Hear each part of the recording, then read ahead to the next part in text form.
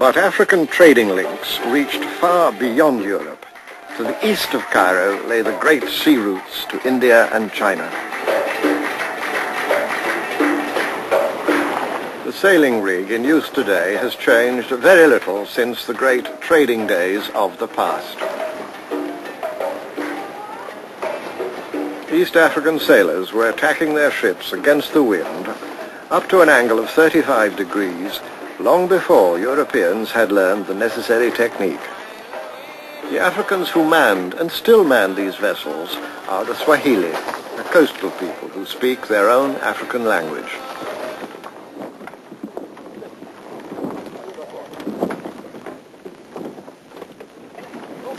Really, these mariners were at home on the highways of the sea, just as in West Africa the camel caravans traversed the Saharan ocean of sand.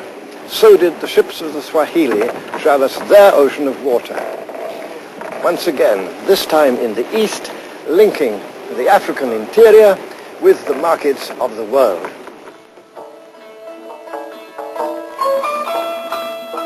This is Lamu, a charming little town on the northern coast of Kenya.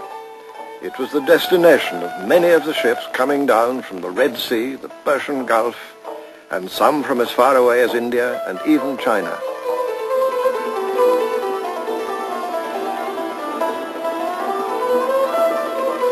They timed their voyages to take advantage of the seasonal monsoon winds which blow back and forth between the Swahili coast and northern India.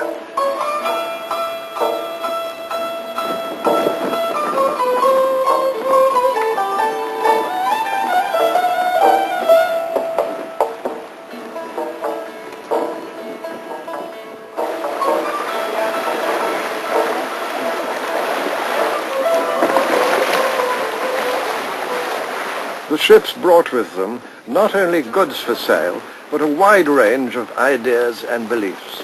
The most influential of these came from the lands of Islam to the north. And it was not long before the majority of Swahili had accepted Islam.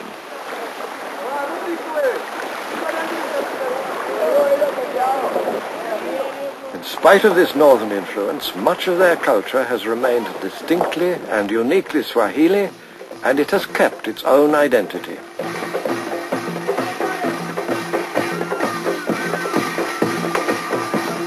This traditional stick dance is a kind of ballet, but it's also an occasion for individual challenge.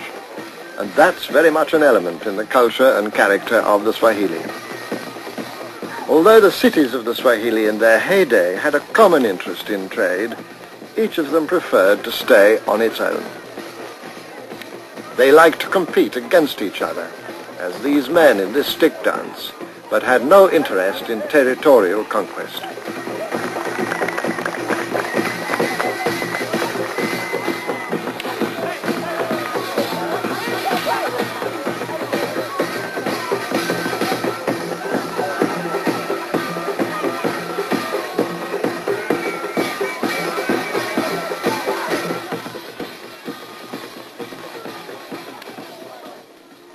Lamu was just one of many Swahili towns, built in coral stone all the way along the coast from Somalia down to Mozambique. The domestic architecture of Lamu has been no mere copy of the styles of Arabia or India. From the outside of a traditional Swahili house, there's really nothing to see except a blank wall and a porch with benches for receiving guests. And even when the handsome front doors are opened, there's still only a blank wall behind them. But once inside, it's a very different story. 600 or 700 years ago, when houses like this one first began to be designed and built by Swahili architects for leading men and merchants, there were few houses anywhere else in the world so well designed for comfortable city life. This particular house dates from the early 18th century, but much older examples of Swahili domestic architecture not only demonstrated a unique construction and embellishment, but were built to a high standard of what we now call modern conveniences. While the inhabitants of London in Elizabethan times were emptying chamber pots out of the window, Swahili residents of Lamu who could afford such a house as this enjoyed the luxury of good internal sanitation.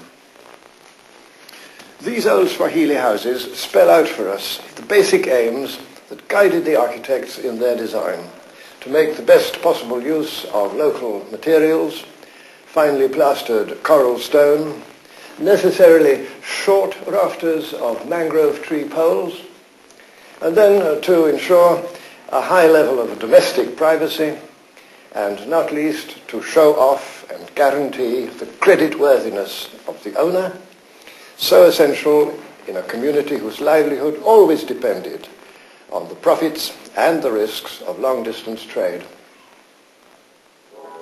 Lamu is nowadays the best preserved of the old Swahili coastal towns, but it was by no means the most important.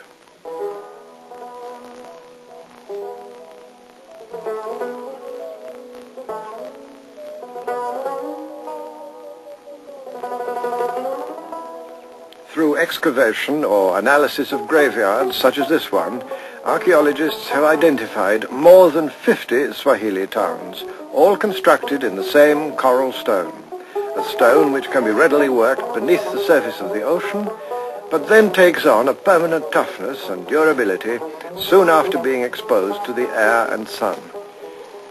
And here is one of the best surviving examples of the pillar graves unique to this Swahili coast. And there are, as you see, fine pieces of porcelain from China embedded in this African tomb. Such plates and bowls from ancient China are pointers to the involvement of Africa in the far-reaching networks of Eastern trade long before the coming of the Europeans.